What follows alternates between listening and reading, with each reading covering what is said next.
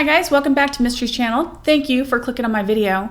Today's video is going to talk about the erasing of history, but not by human hand. I mean, everyone knows the saying, the winners write history, and sometimes they erase it and completely obliterate it, but something else does it too. The earth.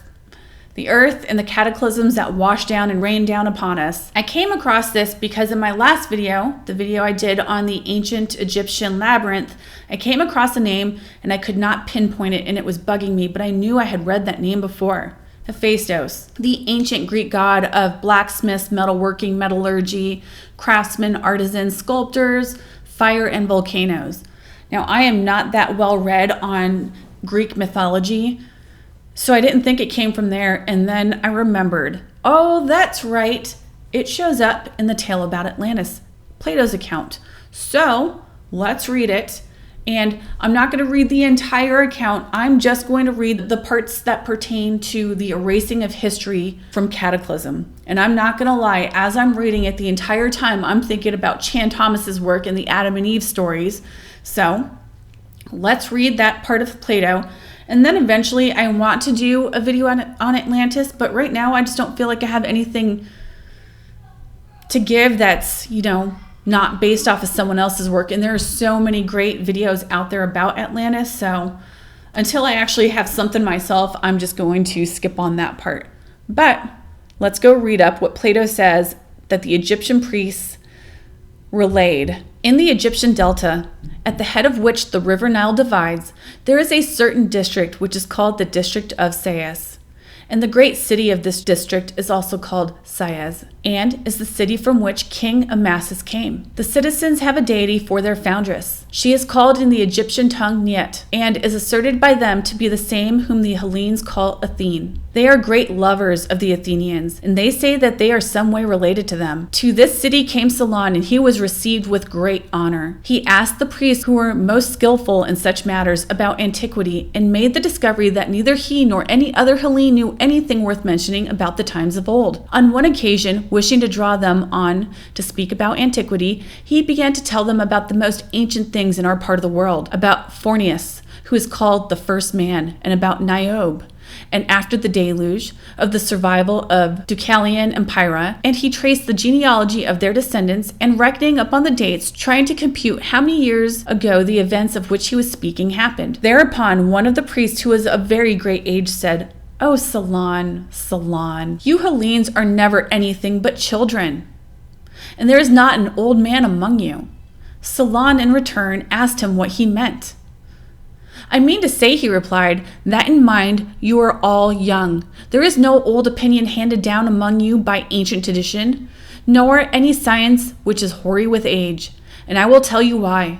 There have been and will be many destructions of mankind arising out of many causes. The greatest have been brought about by the agencies of fire and water, and other lesser ones by innumerable other causes. There is a story which even you have preserved, that once upon a time Paetheon, the son of Helios, having yoked the steeds of his father's chariot, because he was not able to drive them in the path of his father, burnt up all that which was upon earth, and was himself destroyed by a thunderbolt. Now this has the form of a myth, but really signifies a declination of the bodies moving in the heavens around the earth, and a great conflagration of things upon the earth, which reoccur after long intervals. At such time, those who live upon the mountains and in dry and lofty places were more liable to destruction than those who dwell by rivers and the seashore. And from this calamity, the Nile, who is our never-failing Savior, delivers and preserves us. When, on the other hand, the gods purge the earth with the deluge of water, the survivors in your country are herdsmen and shepherds who dwell on the mountains.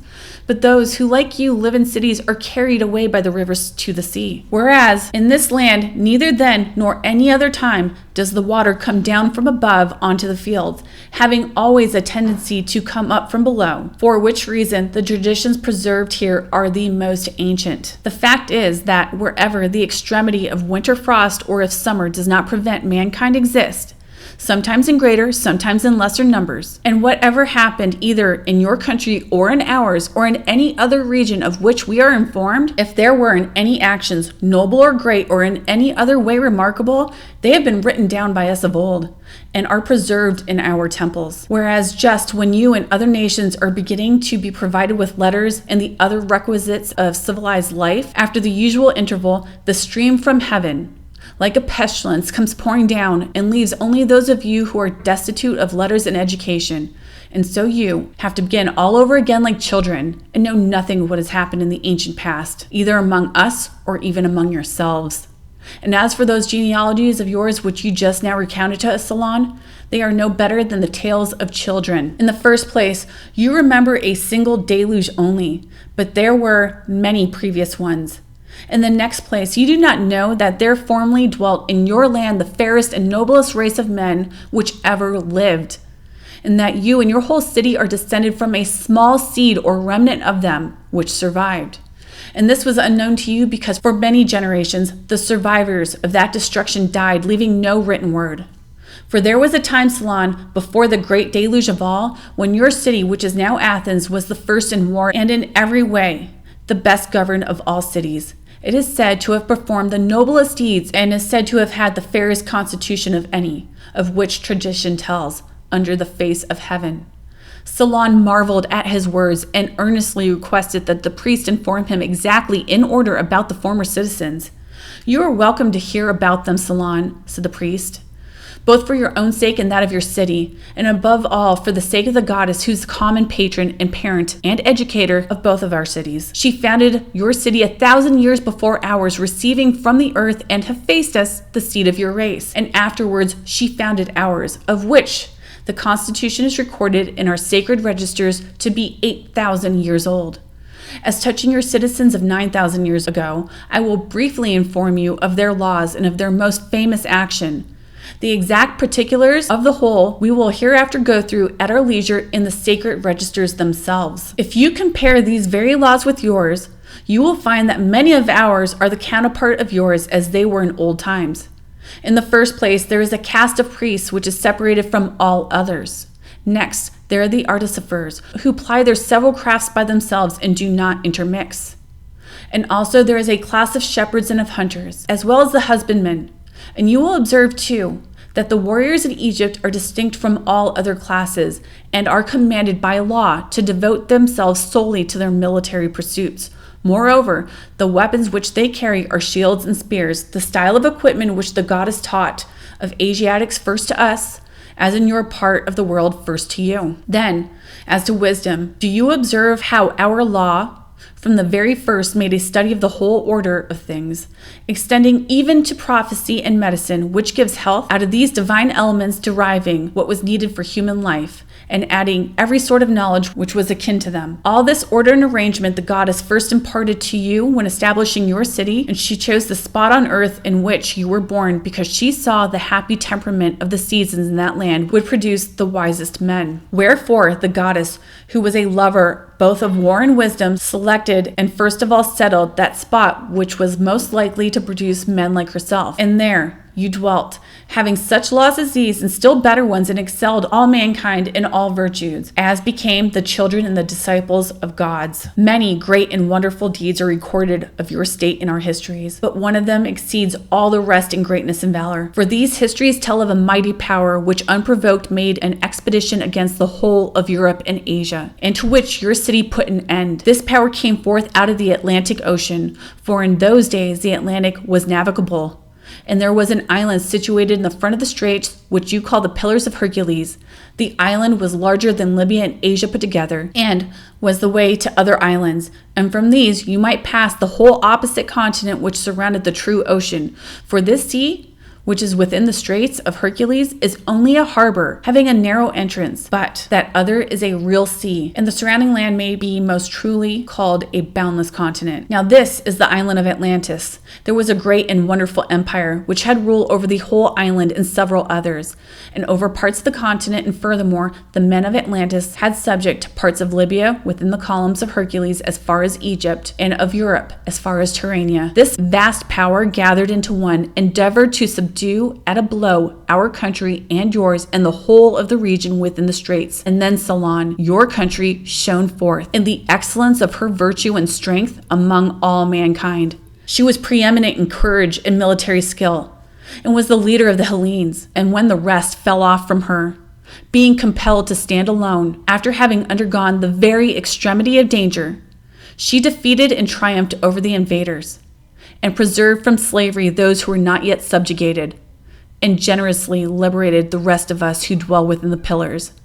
But afterwards, there occurred violent earthquakes and floods, and in a single day and night of misfortune, all of your warlike men in a body sank to the earth. And the island of Atlantis, in like manner, disappeared into the depths of the sea, for which reason the sea in those parts is impassable and impenetrable, because there is a shoal of mud in the way. And this was the cause by the subsistence of the island. All right, guys, that's where I stopped reading, because the rest really goes into the Atlantis part of it, and there's probably 1,000 bajillion videos out there that read that part of it. If you guys want me to do one, I will, but in reality, there's probably a lot of really good ones out there. But this part is super interesting too, isn't it? The cataclysms that wipe out Earth over and over again at intervals. And I have to say, I've thought about this so many times. In the days of old, when people really watched the sky, they always tell you is because they wanted to know what seasons to plant. I'm not saying they didn't use that information as well, but I don't think that's why they watched the sky like they did. No, I think that they knew that the earth-ending events that happen, the cataclysms, the rains, the fires, all of that start somewhere else. It's like in that story where he's saying that this is a myth, but really this is about the bodies up in the sky. All these meticulous records of events in the sky, all these calendars, they have people, entire casts of people that's duty is to watch the sky, not just in Egypt and Europe, in the Americas, obviously, in Asia. Everybody is looking up at the sky. I think they knew that all these times before, when these cataclysms of Earth occurred, it happened because of something in the solar system, civilization-ending events. And maybe the myths that survive today, these myths that go on and are told over and over again, generation after generation after generation, are a warning. I mean, I typically prescribe that they are histories and lessons being taught, but maybe they're warnings of what happens when things come from the sky,